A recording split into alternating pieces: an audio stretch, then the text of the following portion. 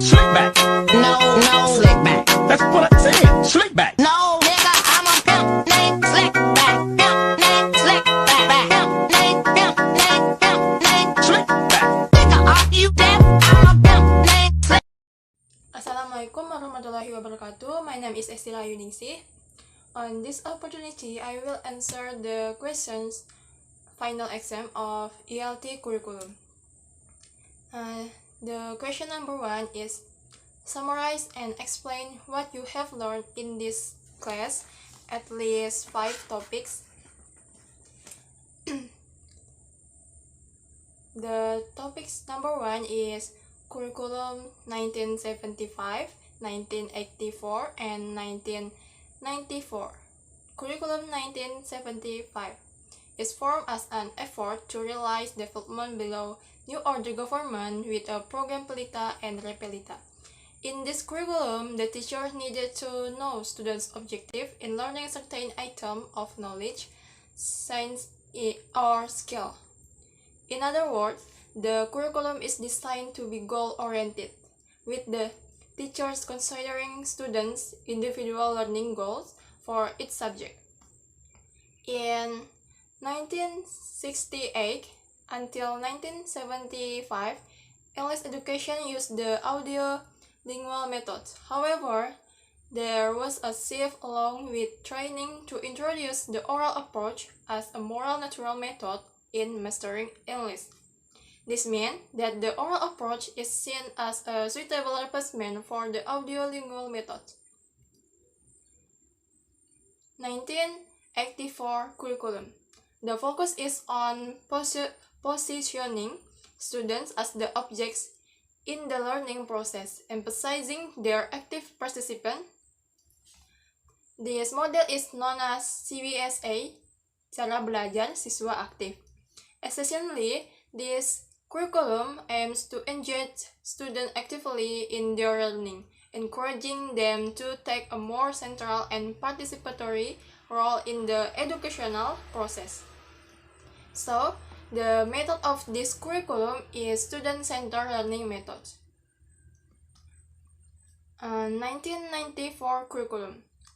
In this curriculum, the curriculum aimed to provide teachers with flexibility and creativity in developing instructional materials and teaching strategies in the classroom.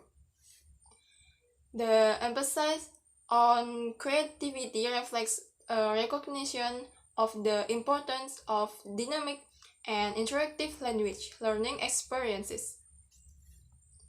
Okay, the topic number 2 is curriculum 2004, or competence-based curriculum, or CBC. Curriculum change from 1994 to 2004 occur in response to structural changes in government from central to regional. This change is a logical consequence of the implementation of laws number 22 and 25 of 1999 concerning regional autonomy.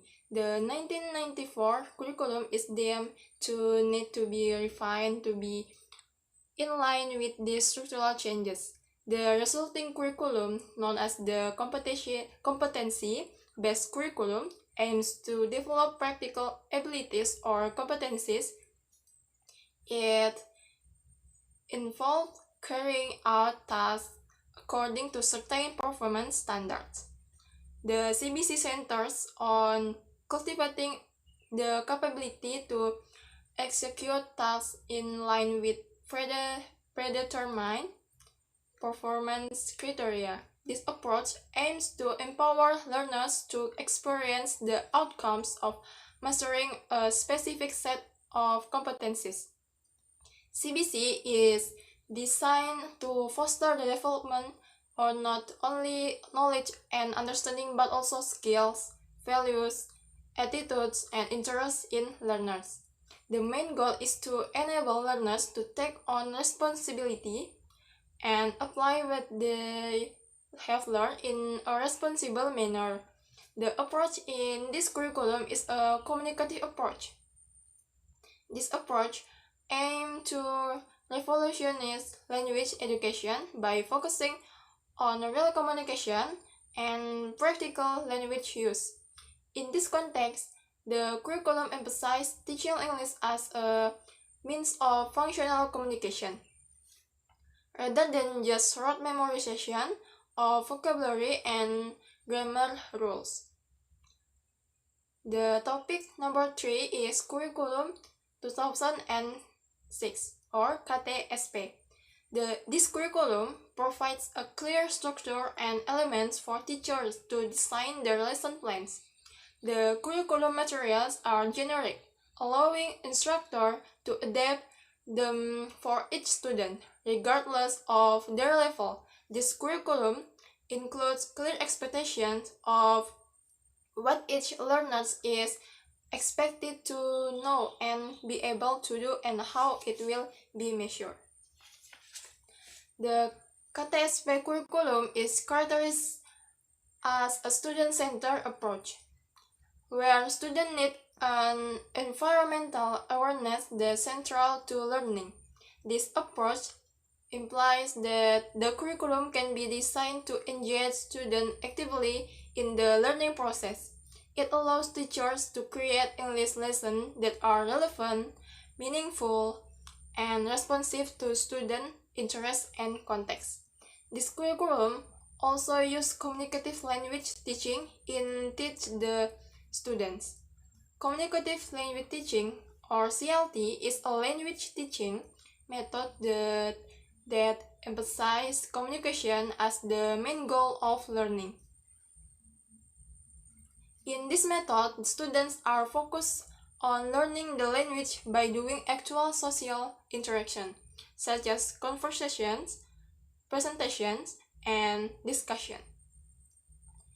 The topic number 4 is Curriculum 2013, a set plan that outlines what students shall be taught in Indonesia. It was introduced in 2013 and has been in operation since then. The reason for changing the curriculum for KTSP to the K13 is that the curriculum must be more based on strengthening reasoning, and the attitude aspect is no longer rote memorization. And the other reason is need for adaptation to global change. K13 directs student-centered learning. This curriculum is designed to place more emphasis on developing the potential and needs of students.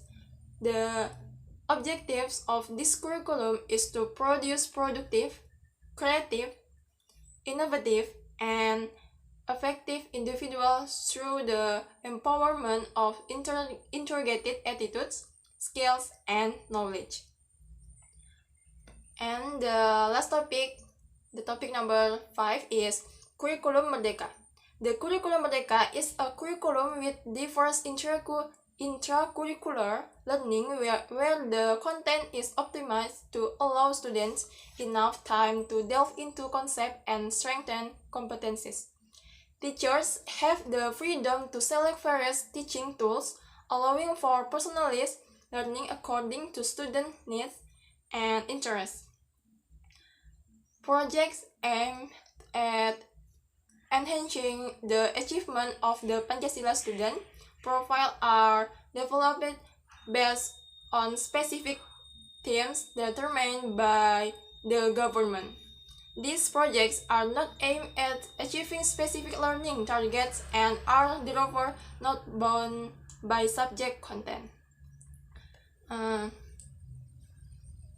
Curriculum Merdeka in English learning is focused strengthening abilities using English in 6 language skills, namely listening, speaking, reading, viewing, writing, and present in an integrated manner in various types of text. The approach used in general English learning is a text-based approach, genre-based approach. Namely, learning is focused on text in various modes, whether oral, written, visual, audio, etc. multimodal. There are 4 stages in the text-based approach, and these 4 stages are carried out in the discussion regarding the same topic. First, building knowledge of the field. Teachers build knowledge or background knowledge of students regarding the topic to be written or discussed. Instead, in this case, the teacher also builds the cultural context of the text. The second is modeling of the text. The teacher provides a model or example of the text as a reference for students in producing good work, verbally and in writing. The third is joint constructions of the text. The teacher guides the participant, educate, and jointly produce text. The fourth is independent construction of the text. Students produce spoken and written text independently. The question number 2 is choose 3 of the questions below and explain your answer. The question I choose is the question A, B, and E. Okay, I will answer the question. The question A is compare the curricula that have been applied in Indonesia since its Independence Day. Analyze the 2 curricula and identify similarities and differences between the 2 curricula. My answer is similarities and differences between KTSP and Curriculum 2013. The similarities is the first, the 2006 curriculum or KTSP and the 2013 curriculum both display text as KD items. The second is the curriculum structure, whether in KTSP or 2013 was created or designed by the government, specifically by the Ministry of National Education. The third is some subjects are still the same as KTSP. There are similarities in the essence of the curriculum. For example, the scientific approach, which is essentially student-centered, where students seek knowledge, not receive knowledge. The differences between both curriculum. The first differences is in the 2006 curriculum, there is more emphasis on the knowledge aspect. In the 2013 curriculum, there is a balance of soft skills and hard skills, which includes aspect of attitude, skills, and knowledge. The second differences is in the 2006 curriculum at the integrated thematic elementary school level for grades 1 until 3. In the 2013 curriculum at the integrated thematic elementary school level for grades 1 until 6. The third differences is in the 2006 curriculum, the number of lesson hours is fewer and the number of subjects is greater than in the 2013 curriculum. In the 2013 curriculum, the number of lesson hours per week is more and the number of subjects is fewer than in the KTSP. In the 2006 curriculum, the standard learning process consists of exploration, elaboration, and confirmation.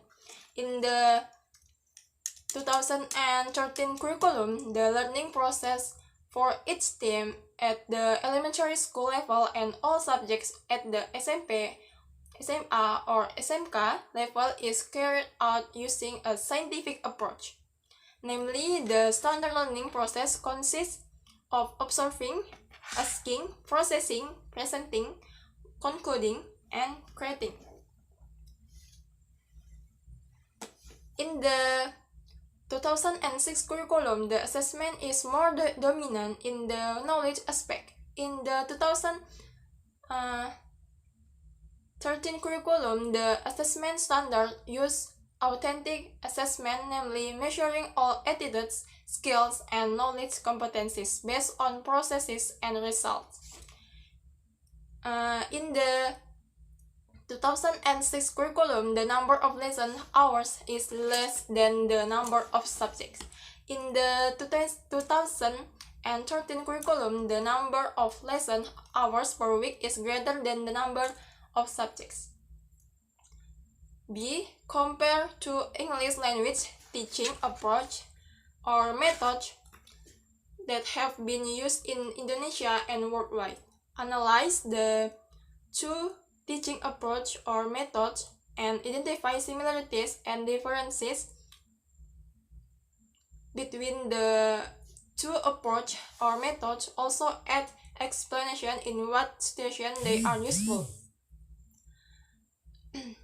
Okay, the similarities and differences between grammar translation method and communicative language teaching.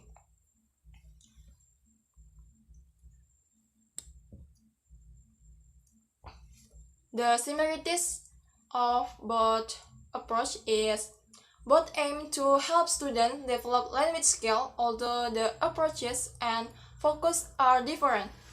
Both involve teaching language structure, although the approaches are different. GTM places more emphasis on mastering grammar rules, while CLT places more emphasis on using language in communicative context.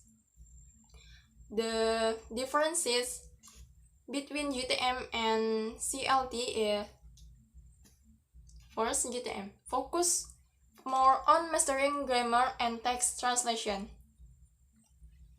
while CLT focus on the development of communicative skills and effectiveness in language use.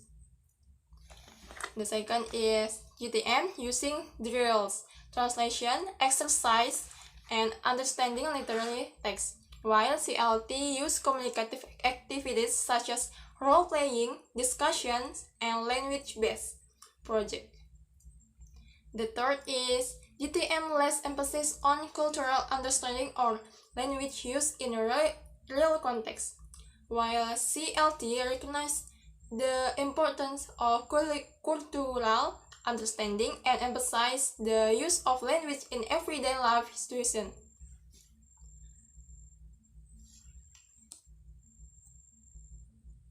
The fourth differences is GTM less emphasis on the use of language in everyday life or real communicative situation, while CLT emphasizes the use of language in everyday communicative situation to prepare students for real life. GTM is often used to teach literature, especially classical literary work, where understanding grammar and text translation are key skill desired. GTM can be applied when the learning goal is to understand or translate texts that are not commonly used in everyday communicative situations. GTM can be found in formal educational context that emphasizes mastery of grammar rules and translation skills, such as in high school or university. CLT is particularly effective in foreign language classes where the primary goal is to provide students with the ability to communicate effectively in a real-world situation. CLT is especially suitable for language courses that focus on developing speaking and social interaction skills, such as conversation courses. CLT is effective when students are invited to interact in a real-life situation and are faced with practical communicative tasks. The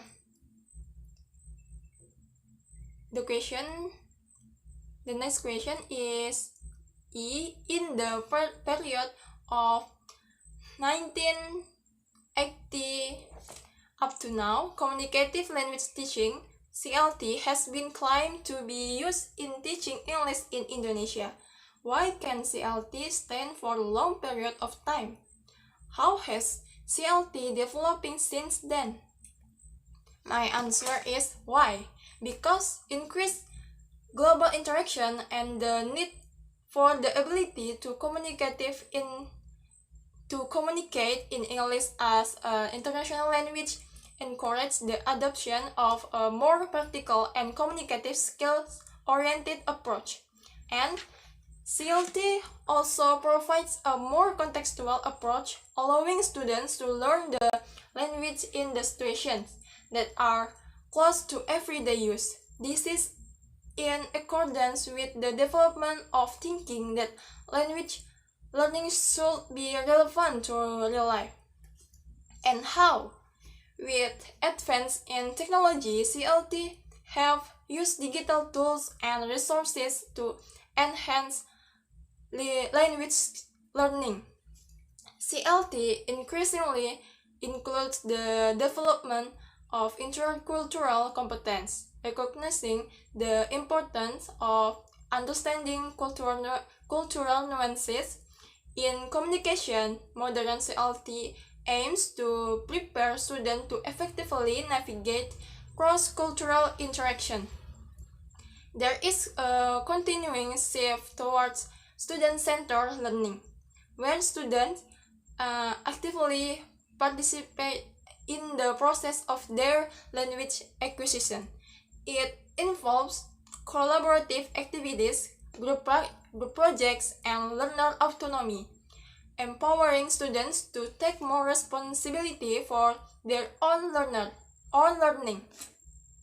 Rather than focusing solely on traditional exams, there is a greater emphasis on ongoing assessment, portfolios, and performance-based evaluation to better reflect learners' communicative abilities. CLT is increasingly considering a global perspective and the use of English as an international language. Curricula often incorporate materials and topics that reflect global issues and contexts, preparing students to face a more interconnected world. Okay, that's all from me. Thank you for your listening and great attention. Wassalamualaikum warahmatullahi wabarakatuh.